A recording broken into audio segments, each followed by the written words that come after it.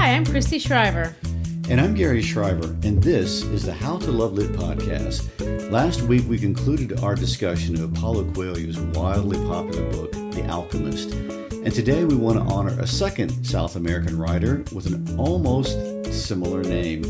The Hispanic way of saying Paulo is Pablo, and of course the wildly popular Chilean poet Pablo Neruda. And what a character Pablo Neruda was, both as a writer, but also as a political activist and what today we would call an influencer, although that word wasn't really around during his lifetime. He did have an expansive life, and his prolific writings, he did write more than anyone we've studied so far, are very interesting in many ways. Interestingly, his writing really, it kind of is a direct reflection of his wild and diversified life. People say, not just about him, but about a lot of people, that it's impossible to separate the person from the poetry. And in his case, there's really no point in trying. Pablo Neruda was born on July 12, 1904, and died on September 23, 1973. On the day he died, he was still working to publish no less than 8 books of poetry. He wanted to publish them on his 70th birthday, along with his memoirs. So, let's take a walk up into the mountains of Chile through the life of Pablo Neruda, which, by the way, was not his real name, his pen name, and his birth name was Neftali Ricardo Reyes Basualto. And the poems I want to highlight are not the complex, difficult ones, but the ones that I think are the most accessible and the most fun, and in my opinion, the ones that people enjoy the most, unless you count the erotic ones, but we're not going to go there. His odes, and there were actually 4 volumes of these things. That is a lot of odes. It is. And I hope we get a good working explanation of what an ode is here in just a minute. We'll give it to you. All right. Over the course of his life, he did live through an extreme amount of political change, and not just in South America.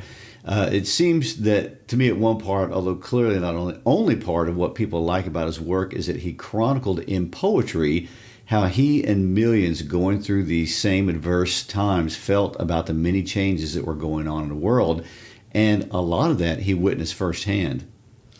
That's really true, but let's start from the beginning. He was born in a very small town down in the southern part of central Chile, and he stayed in this little town pretty much through his teenage years. Even as a child, he wrote a lot, and this was not well received by his family.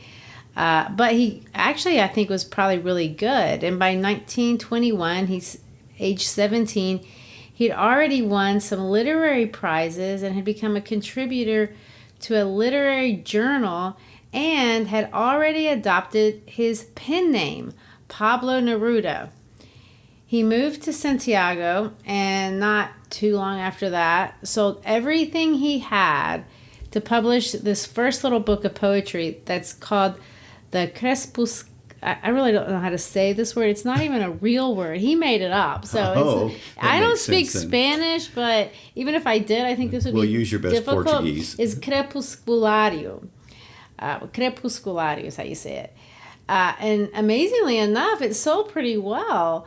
Although he did have to publish it under a pseudonym because his parents were very embarrassed of his chosen occupation. Never mind the fact that he had all these erotic poems in there, although they weren't near as sexy as the ones that he was going to write in 1924.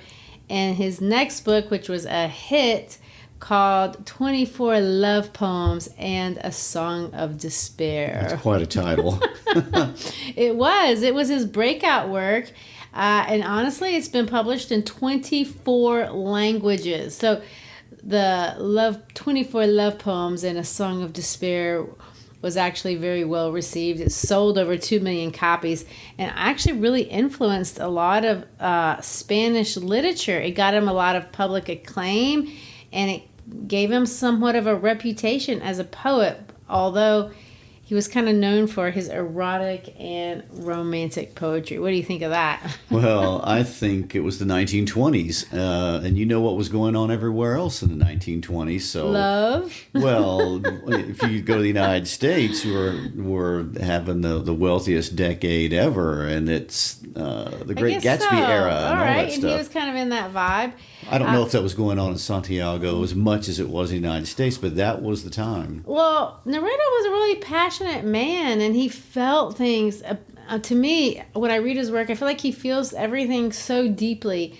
And in these poems, he's just this man desperate for the love of this woman, and he sees her disappearing from his life. And after 21 poems, he just arrives at this moment of utter despair. And the last poem, the one that's he says it's the love poems and then despair poem. The despair poem is just this vivid description of a woman's body, and she's equated to the earth, and there's passion and there's sorrow and there's loneliness and all these metaphors, and it's goodbye, farewell. If you're interested, you're going to have to pursue it a little bit more deeply, because honestly, it's a little bit too hot for this podcast. Okay. Well, and I like what we're going to read anyway for this episode of the podcast, because I can understand it. True. Well, anyway, after his success in poetry, it was kind of a thing at the time in Chile. If you were a successful poet, you could get these political appointments, and that's what he wanted to do. So he got an honorary consul position.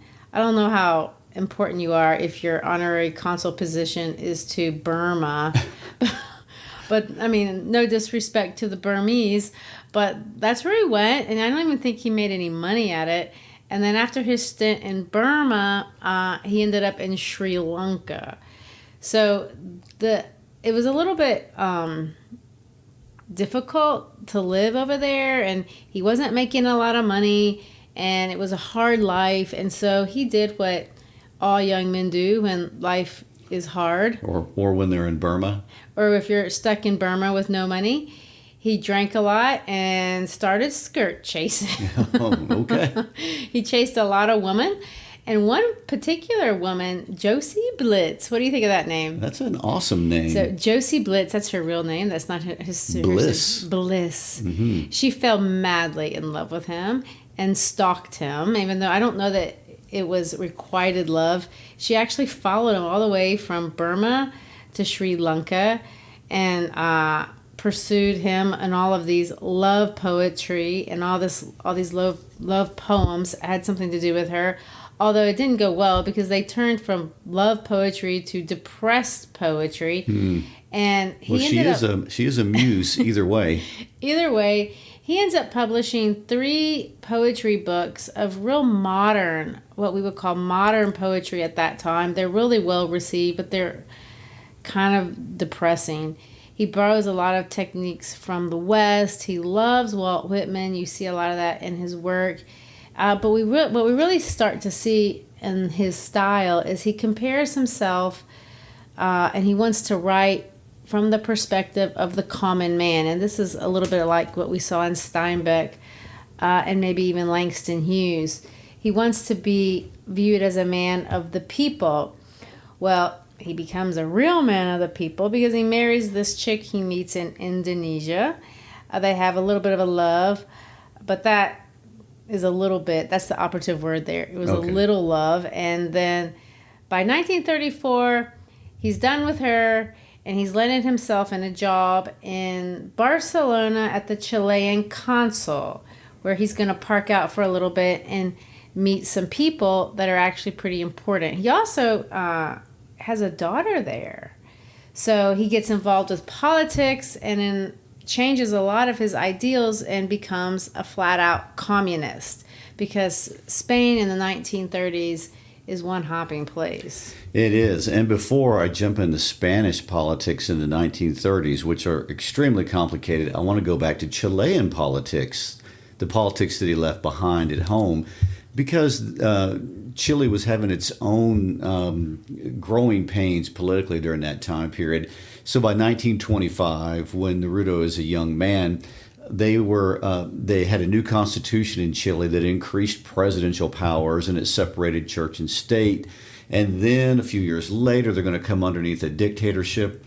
And then a few years after that, there are going to be communists and socialists and radicals that are trying to create all kind of new government programs and parties inside Chile. So anyway, there's a lot going on in Chilean politics to get him all stirred up. There are all those elements of communism and socialism, and there's even some fascism that's growing in Chile. And out of that political milieu, he is then going to go over to Spain. And while he's in Spain, oh my gosh, in the 1930s, if you know anything about Spanish history, very, very turbulent times. Spain was a political hotbed of Republicans and communists and anarchists and fascists. About every ism that was an ism during the 30s was existing in Spain during this time period. In 1931, Spain had become a republic, and it was the second Spanish republic, which meant they'd had one before that, and that had failed. They were on republic number 2. By the time we get to 1936, Neruda is out of the country, but all the forces that were prevalent when he was there in 1934 eventually are going to conflict and create the Spanish Civil War. And the Spanish Civil War is really pretty much regarded as the rehearsal or the precursor to World War II. The Germans were there, the Soviets were there, communists and fascists were clashing in the streets. And anyway, Madrid and Barcelona, the two major cities, Madrid in the west, Barcelona in the east, get dragged into all the political turmoil. And he's there right in the middle of all that while it's all brewing. Well, and I think he's kind of looking at it, and I'm going to take, this is my perspective, and I don't know how well I can speak to this, but he comes from Chile and he sees the powerful people and then the little people. Then he goes to the Far East and he sees the powerful people and the little people. Then he comes to Spain and he sees the powerful people and the little people. And in 1936, he has a really close friend, actually, Federico Garcia Lorca. He watches him get shot to death. I don't know if he physically watches, but he's there when his friend gets shot to death by Francisco Franco's troops. And it really alters the way that he looks at the world as a whole. And he writes a lot of political poetry and really tries to bring public opinion down to bear, not just on Franco, but this idea that, people take advantage of other people. And I would like to point out that Franco is of the fascist groups in the Spanish Civil War. And I want to point out another thing, too, a similarity between his experience in Chile and Spain is that both those countries were in this transition of leaving monarchy and conservative concentrated power. And these countries were now in the experiment of dispersing power to the people. And as that happened, the people were creating competing political groups. So there's some similarity between the two countries. But I don't think he really even pays attention to the nuances of that. He just sees human suffering, because you're going to see that he's going to equate over the course, because he writes a lot of political poetry. He equates oppressors, be it from America, be it from corporations, be it from politicians, be it from radical leaders that are emerging like Franco. All of them are those people that want to own or control other people. And he kind of is going to always identify with that other person. Which is going to be the political stew that will lead him to become a communist. It's exactly what it does. Now, that's on his professional life, if you want to call it that, political life. Personally, he's all wrapped up in he's got his erotic side for sure, and he's going to fall in love with another woman. He's going to actually have, I think, 3 big loves in his life. And so now we're on love number 2, Delia del Carril. They lived together and finally married because she had this problem in that she was already married to somebody else. She had to divorce her husband, which she did in 1942. That was a big year for him because he gets married, but also his sweet little daughter from his first marriage dies of hydroencephalitis. So you have a lot of passion going on in his life. And he feels everything really deeply. He gets married. He has this death. There's this political turmoil. And in all of that, he decides to move back to South America. And you know what else is going on in 1942? Tell me. World War II. There is that. So it's a very complicated time. Well, he's going to jump out of the war because he's going to go to South America where, that's not the front. True. Yeah. Well, not the front. Most of the countries are not involved. That's true. And he's going to do a lot of exploration of South America, the continent, and the people thereof. And ultimately, that's going to be where he's going to write what I think has been really considered his masterpiece, if you want to think it that way. He writes this epic poem called the Canto General, and it's published in 1950. It's an epic poem about the entire continent of South America. It has 231 poems. Oh my. And I don't know if I can overstate how much this guy writes. I mean, he just writes and writes Prolific. and writes. He is. It's political. It's historical because he loves that side of it. But he also has this other side. It's very passionate, and he feels things very deeply. Some of the most famous parts, and I think, if you look up Pablo Neruda, part of the first thing that's probably going to jump out from Google is his writings about Machu Picchu. Because when he goes to Machu Picchu, he just, like everyone does, wow, he was in awe of the history. He's in awe of the architecture. He's in awe of the natural beauty. And he tries to write all this out in the epic poet form. And I would like to point out you two have been to Machu Picchu. Well, that's true, but I didn't write an epic poem about it. But you did climb to the top and make it back. Well, anyway, his poem is metaphorical. He's going to compare America to a bride. But he's going to see this bride, and he starts out by looking at Machu Picchu, but he extrapolates it across the continent that's being raped by Europeans. And he's not going to consider it just to be like the conquistadores of the ancient days, but he's looking at it from, these corporations from America. He's talking about these dictators. So South America really has had a lot of turmoil over the years. They haven't had the stability like we have had in North America. Their transitions to democracy have been violent and people have difficult. suffered. And he tries to explore all these and discuss the pains, but not to. So that's what you see in him. He's got all this pain, all this political stuff, but then you have the natural beauty and the common people, and he finds heroism in indigenous people, and he finds heroism in working people. And I have an excerpt I want to read because I think it kind of I haven't read anything that he's written so far, but kind of show a little bit what he's talking about. He says this this is from the Canto General. When the trumpet sounded, everything was prepared on earth, and Jehovah divided the world among Coca-Cola Inc., Anaconda, Ford Motors, and other corporations. For the United Fruit Company Inc., the juiciest was reserved, the central coast of my land, the sweetest waste, and that's WAIST, of America. So you take that excerpt. There's a lot of biblical language there. There's a lot of exalted language, but it's also super sarcastic, as he feels like, his people have suffered. Bottom line, that's where you go from there. So anyway, in 1949, a year before this particular book or this epic comes out, Neruda, who's been a member of the Senate and he is a communist, he's a declared communist, he gets in trouble. His mouth gets him in trouble, ironically, because he's defying the censorship laws of Chile. And not only does he get himself expelled from the Senate, but the Chilean government, who has declared communism illegal, goes after him. He's given this speech on the Senate floor called "I Accuse," and it's not well received again. And there he goes. He has to go into exile and flee for his life. But even during exile, what does he manage to do? Find true love again for the third time. I think this guy could find true love on the moon. Oh, well, actually, this is the real true love. I think Matilda Urrutia, I think is how you say it. She's going to be the real deal. She becomes a secret inspiration for him.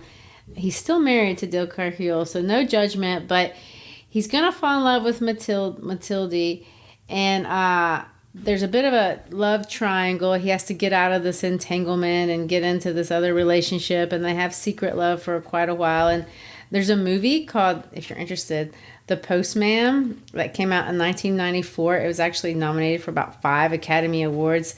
That gives you all the details of this problem. Okay. But anyway, all that to say, in 1952, he's going to return to Chile. He divorces Del Carril, and he finally marries Eurytia. I really wish I could say that right. But by this time, he's super famous worldwide. He's got his erotic poems. He's got his depressing modernist poems. He's got the poems that he wrote during Madrid that were really Spanish and fancy and cryptic and symbolic and all the things that good writers are supposed to write. And then he comes out with this Canto General, which is these epic poems about Chile. And the world has taken note. He even wins the Lenin Peace Prize and the Stalin Peace Prize. And he gets to go to the Soviet Union in 1953 to be honored by the Soviets. So this is the man who has crossed the world and made himself a name on all the places. Can I take a moment just to point out the irony of the Stalin Peace Prize? The Lenin Peace Prize is bad enough, but the Stalin Peace Prize? I know. But nonetheless, if he's traveling to the Soviet Union in 1953, that's fair. Yeah, that's a huge commitment to communism. That's the height of the Cold War. I feel like he probably believes more in the communist ideals than Stalin does, because Neruda is a true believer. I mean, he really does believe in the common man, and he loves people. And I don't know that you can really say that about Stalin, but... Well, I'm also going to say this as far as communism goes. He was ahead of his time in Latin America. The surge of communism in Latin America will come later, so he was an early adopter. As he was in all things. And I do think part of his biggest influence is that he is an influencer. You know, he is on the front end on a lot of things. But anyway, we're going to get to the 1954, and this is the stuff that I'm interested in. He's going to come out with his odes. The first book is called the Odes Elementales in 1954. Then he's going to come out with the Nueva Odes Elementales. That means the new elemental odes in 1956. And then 1957, he's got this third book of odes. So there's 180 of these suckers all together. And then, in 1959, he publishes another book of odes, as well as a book that he's going to call 100 Love Sonnets to his wife. He is a busy writer. He is. I think Eurytia was really, truly his true love. By the way, they're going to end up settling down. They move on this isolated island for the rest of their lives. Well, they don't stay on the island only for the rest of their lives, but they kind of huddle there a lot. He has a couple of other houses, but they really settle in. And, by the way, you know, his dream of communism never comes true in Chile. Oh, no, and nor most places. Okay. Not even in his own life. I mean, he's kind of well-to-do. But what he wants to do, and I think his communism really boils down to what I see as the heart of his odes, is celebrating what is common, what is of the people, what is useful, and what is beautiful in simple things. And that's a very important point to make, and I'm glad you mentioned that, because as we get ready to talk about these odes, especially when we talk about some of the topics of these odes, you need to understand his understanding of what he's writing about. Right. Pushkin, the Russian poet, said that odes were the lowest form of poetry because they lacked a plan, and they were just a mere rapture, and they excluded some of the elements that he considered to be more refined. Pablo Neruda is not going to deny that, but he thinks that's what's good about him. Well, yeah, so Pushkin may be right, but guess what? Before Pablo Neruda starts writing all of his odes, he's already written massive volumes of other styles, and this is one of the styles he hasn't gotten to yet. Well, he kind of reminds me of Pablo Picasso. And I'm not going to say I know a lot about Pablo Picasso, but one thing I do know about him, and he's Spanish, and, Neruda likes the Spanish stuff, but he could do all the technical art. But what he loved to do was demonstrate his perspective on life kind of with more of a simple technique. And that's exactly what Neruda is going to refine in the latter part of his life. Yes. Now, let me tell you what an ode is. An ode, it's a literary technique. It's lyrical in nature. So, in other words, it's not narrative in nature. It's trying to express emotion. It's not very long. And generally, they're going to praise people, natural things, scenes, abstract ideas. So they're kind of like a tribute to something. They come from the Greek. Originally, the Greeks used them as songs or chants. They're usually solemn and serious. A lot of times they have exalted or elevated language. Their tones and subject matters can be really formal. They had elaborate stanzas. Traditionally, you have really kind of three types, and this probably is more than you want to know about odes. But This is already more than I ever knew about odes. You have the most common one is the Panderic Ode, and it basically is going to have three stanzas. You're going to have the strophe, the antistrophe, and the epode. And bottom line is you're going to take something that you really, really like, and you're going to explain what's really great about it and kind of exalt it into something that should be praised. So what he does is takes what Neruda does, which is kind of a twist on the Greek form or even the English form of an ode, is he takes something that you wouldn't think was all that great, and he wants to show you what's great about it. So like he might talk about an onion and tell you what's great about an onion, or he may talk about a tomato and tell you what's great about a tomato, or talk about maize and tell you something that's really great about maize. And he's going to elevate it the same way that we would write an ode to something that is actually really everyone knows is exalted. That's an interesting technique and an interesting point of view to even want to take. Right. So I've picked a couple that I just like. They're not, I don't know which ones are his most famous. I don't know if there is such a thing. If you say Google what are Neruda's most famous odes, you're going to get, 50, 60, 70, 100 different things. Because I'm not sure there's a general consensus on that, like there might be with John Keats or William Wordsworth or some of these other guys that, are famous on the English side.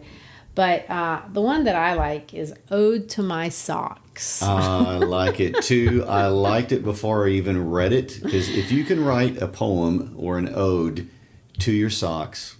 I know, and and everyone loves socks, but they have kind of a bad rap for being stinky or whatever. Well, I think most people are indifferent to their footwear. They put them on and take them off without giving them much thought. And here's a learned man of letters who's going to take time out of his Nobel Prize winning life and tell us why socks are so awesome. Exactly. So what I want to do is I want to kind of read the poem to you, discuss it, just kind of overview of what he's trying to say, and then discuss kind of the context of his odes in general, and then read you a second one, and then which is even better than the socks. And then kind of let you explore from there. I think if I were going to give an assignment to classes, which I do a lot of times, writing odes is fun. People find something that you like and talk about why it's great, and find something that other people don't necessarily think is great and prove it to them. And that's kind of what he took on as a challenge 180 times. Well, honestly, I can see the art in that. If you can look at something extremely mundane and glorify it in lyrical form, that's a pretty considerable skill. Well, it is. And in Neruda's early works, he tried to write in this complicated meter, and he had all the symbolism and the abstract ideas and the complicated images. But he said, done with that. I'm a communist. I believe in the common man, so I'm going to write poetry that common people can understand and enjoy. So I wonder if communists love Ode to My Socks. I mean, Neruda would convince them that they are. Oh, well, let's find out why socks are so glorious. All right, let me read it to you. It says, Ode to My Socks. Now, one more thing. You have to remember that these aren't written in English. They're written in Spanish. So I'm not going to analyze it like the way that we would analyze something that was written in English, because we don't have the nuances that you would expect. But he says this: Mara Mori brought me a pair of socks, which she knitted herself with her shepherd's hands. 2 socks, as soft as rabbits. I slipped my feet into them as if they were 2 cases knitted with threads of twilight and goatskin. Violent socks. My feet were 2 fish made of wool, 2 long sharks, sea blue, shot through by 1 golden thread, 2 immense blackbirds, 2 cannons. My feet were honored in this way by these heavenly socks. They were so handsome for the first time, my feet seemed to me unacceptable, like 2 decrepit firemen unworthy of that woven fire, of those glowing socks. Nevertheless, I resisted the sharp temptation to save them somewhere, as schoolboys keep fireflies, as learned men collect sacred texts. I resisted the mad impulse to put them in a golden cage and each day give them bird seed and pieces of pink melon. Like explorers in the jungle who hand over the very rare green deer to the spit and eat it with remorse, I stretched out my feet and pulled on the magnificent socks and then my shoes. The moral of this ode is this: beauty is twice beauty, and what is good is doubly good when it is a matter of 2 socks made of wool in winter. There you go. It's nice. Well, it is. It's a very kind tribute to footwear. Yes. And so he uses kind of the Panderic model. He's going to have 3 stanzas. And in the first stanza, he's going to start off with this kind of history of the sock. So Mary Morey brought me a pair of socks. And he points out that, when somebody brings you a pair of socks that they've knitted, that in of itself makes it special. So she knitted herself with her sheep herder's hands. And there you see, he's honoring the working man and the efforts of people that contribute to our lives and make our lives beautiful by sheer effort and will and work. And so then, of course, there's a lot of similes and metaphors in here all throughout. And he's going to say 2 socks as soft as rabbits. And, of course, he's going to put his feet in them. And then he's going to compare them to twilight and goatskin. And he's going to call them violent. I don't know. I guess he's moving around. And you see this image. So he's looking at himself, put his feet in his sock. And he says, my feet were 2 fish. So you see them like swimming in the socks. 2 long sharks. And 2 immense blackbirds, 2 cannons. So all the things that you can look at your foot with a pair of socks and see. So it's very imaginative and it's fun. That's what these odes are meant to be. They're supposed to be fun. What do you think of when you look at your foot squirming in the sock? Well, these are all the things he's looked at, and he's going to call them heavenly socks. They're handsome. And then, of course, he's going to say, they were so handsome for the first time, my feet seemed to be unacceptable. So his feet, and of course, a lot of people say feet are weird looking.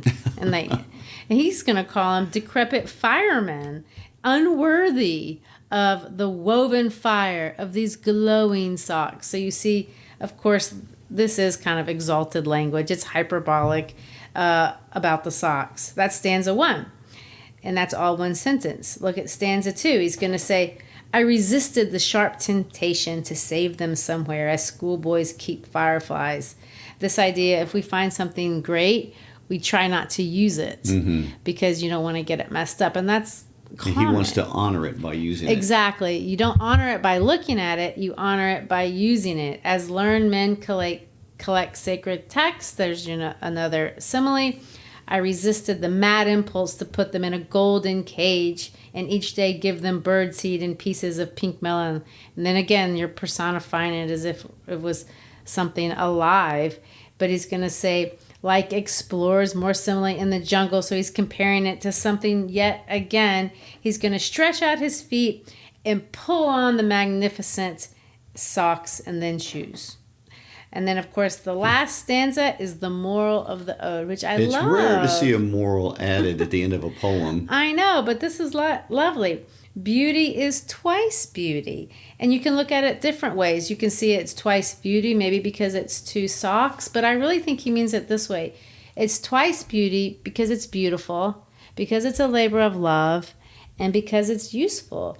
And what is good is doubly good when it is a matter of 2 socks made of wool, especially if it's winter. And Chile can have some cold winters. Well, you've been there. Yeah. In wintertime. Yeah, indeed it can. Well, then that means later on I'll go look at my sock drawer and just view them with new respect. And that's what Neruda wants you to do with everything. That's the whole idea behind the odes. He wants you to read the ode, go and look at whatever it was, and say, I love you a little more now. I have greater respect for you. All right, well, on to the next one, which I would like to read, titled Ode to a Large Tuna in the Market. I know you did not see that coming, right? So, before we read it, what do you think a large tuna in the market would look like? It's probably going to have its head and tail cut off. It's probably just going to be this filleted big part of the fish. How big do you think that is? Like, pretty good size. Couple pounds. I don't know. You take two hands to hold it. I'm imagining, having never bought fresh tuna in a market in Chile before, I couldn't tell you.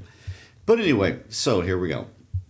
Here, among the market vegetables, this torpedo from the ocean depths, a missile that swam, now lying in front of me, dead. Surrounded by the earth's green froth, these lettuces, bunches of carrots, only you live through the sea's truth, survive the unknown, the unfathomable darkness, the depths of the sea, the great abyss. Only you, varnished black pitch witness to that deepest night. Only you, dark bullet barreled from the depths, carrying only your one wound, but resurgent, always renewed, locked into the current, fins fletched like wings in the torrent, in the coursing of the underwater dark. Like a grieving arrow, sea javelin, a nerveless, oiled harpoon, dead in front of me, catapult king of my own ocean, once sappy as a sprung fir in the green turmoil, once seed to sea quake, tidal wave now simply dead remains. In the whole market, yours was the only shape left with purpose or direction. In this jumbled ruin of nature, you are a solitary man of war among these frail vegetables. Your flanks and prow, black and slippery, as if you were still a well-oiled ship of the wind, the only true machine of the sea, unflawed, undefiled, navigating now the waters of death. Again, you see kind of the same thing. He sees a fish at the market, and he's going to go, what are you like? You used to be something. Yeah, you're kind of like a bullet, a swimming projectile, but there you are, sitting among lettuce and carrots and grapes and all those things, and you're dead. I mean, and he keeps coming back. He talks about the grandness of your life, and then he ends the stanzas with "you're dead." Yeah, so it's the beauty of the tuna juxtaposed against the fact that it's dead. The one thing I want to point out about this one, if you could look at this, and if you go to our website, we're going to have PDFs of these poems. They're not written in sentence form, like all the way across. There's like one or two words on each line with lots of commas, and they're very vertical. My copy, it takes 2 pages, and but there's only like 3 sentences in the whole thing. Mm-hmm. So he plays around with the way that it physically looks on the page, and he does this with other things. He makes arrows out of words and goes across the page, and he sprawls, and he wants to use a lot of deliberate, simple syntax, because he kind of thinks, and he even says this, that it's the simplicity and the transparency and meaning that's going to make it fun. And he wants the odes to be fun. Actually, as he got older and older, you see his poetry getting simpler and simpler and simpler. He wants the person that's reading it to have an open and playful mind, and not have a preconceived idea about what a poem, I'm going to read a poem. You know, when we say that, then you expect to be immediately confused. He doesn't want that to be the case. He actually says this, and I'm going to quote him. He says this, "I want everything to have a handle. I want everything to be a cup or a tool. I want people to enter a hardware store through the door of my odes." So what does that mean? It means that you're going to be able to grasp it. You're going to be able to walk around, pick up plain things, hold on to them, and point it out. And that's what's great about it. He talks about potatoes and bricklayers and craniums, and he's just going to say what's great about every single thing, what's fun, what's great, what's playful, what's good in the world. All right, well, those are the odes. After the odes, he is going to write a lot of biographical, personal, political. I mean, the man writes until he's out of this world. He Literally, truly does. On the day of his death, still collecting works. In 1971, he receives the Nobel Prize. By 1973, he's got cancer. He's bedridden, but he still is writing. And of course, in September of 1973, Pinochet is going to take over Chile as dictator, and this really breaks Neruda's heart. You're right. His communist dreams are not going to come to fruition. So 12 days later, I mean, he dies of cancer, but people say he also died of kind of heartbreak. He dies. His house is ransacked by the Pinochet people, and of course, his books are published posthumously and continue to sell well.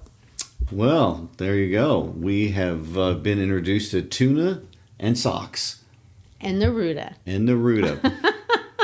All right. Well, thank you for joining us on our Latin American journey. We spent time with the Brazilians and with time with the Chileans and Portuguese and Spanish, and traveled to the Sahara Desert and Andalusia in Spain, and all over the place with Paulo Coelho's The Alchemist and Pablo Neruda's works. Exactly. And if you take anything from the poetry of South America, I hope you take that. They want you to love your life in the simple and the complicated times. Find something to be passionate about.